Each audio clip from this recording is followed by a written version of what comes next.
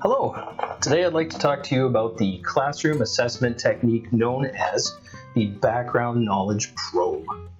What is a background knowledge probe? Well, in essence, it is a brief, simple questionnaire administered to students by the instructor. It can be in paper form. The questions can be written on the board.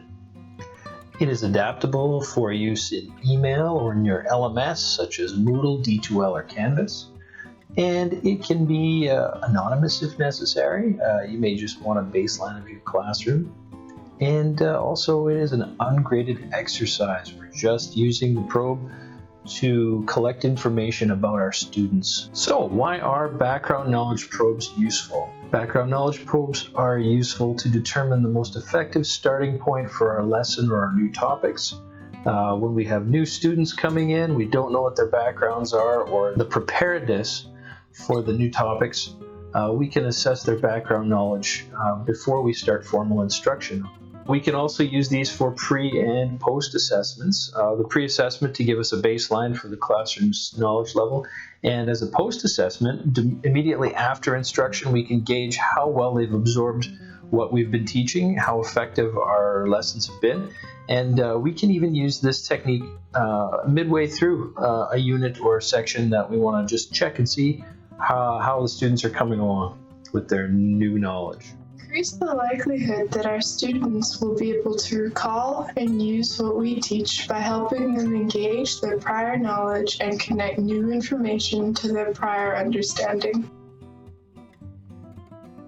For the learners, it helps them get to connect to their prior learning. It provides a preview of the new material that's coming at them, and it offers a review of what they may already know. Just the effect of digging up the recall and trying to connect what they already have in itself is valuable. In what context would we use these? Well, background knowledge probes are useful in assessing declarative learning, knowledge of facts and principles. This classroom assessment technique is focused on understanding how well learners are prepared for accepting new ideas, concepts, and facts. This particular assessment technique is applicable to almost any course, class, learner, or discipline. It can be adapted for use online using electronic means, paper, or other methods.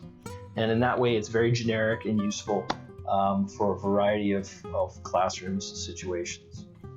Some of the advantages of using this classroom assessment technique would include insight into your students' abilities and background knowledge and how it applies to your new lessons. It'll give you, as an instructor, a baseline to make your instructional decisions.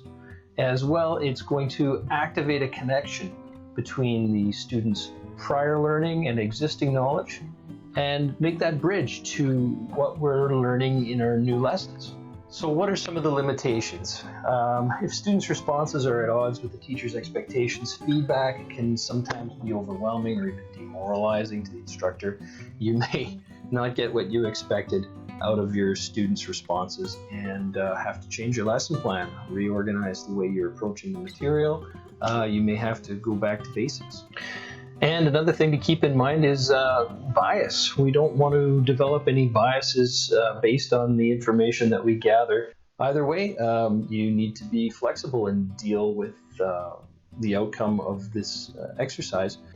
So let's look at how to implement using this assessment technique, some of the best practices, and how we're going to use the data in the future moving forward.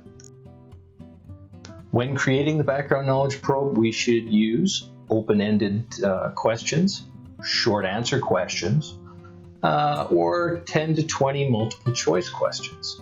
At least one question that you are certain most students will be able to get correct, at least one that you deem to be more difficult. Make it clear to your students that this BKP will not be graded. It is strictly for informational purposes.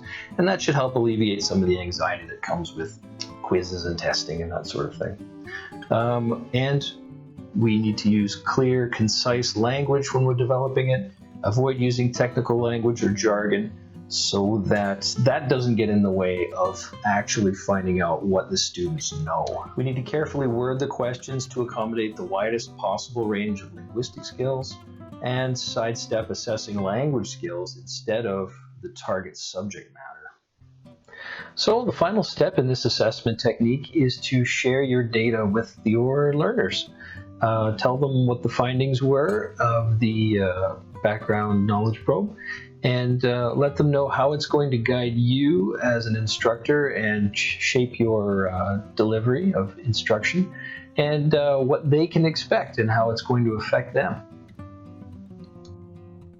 Understanding where students come from and what they already know can help you plan the organization of your course and the pace, something that your students want and need. If well thought out and prepared, the background knowledge probe will provide excellent baseline information for you as an instructor, so you can modify, adjust, or understand exactly where your students are coming from when they start a new topic or when you first meet them.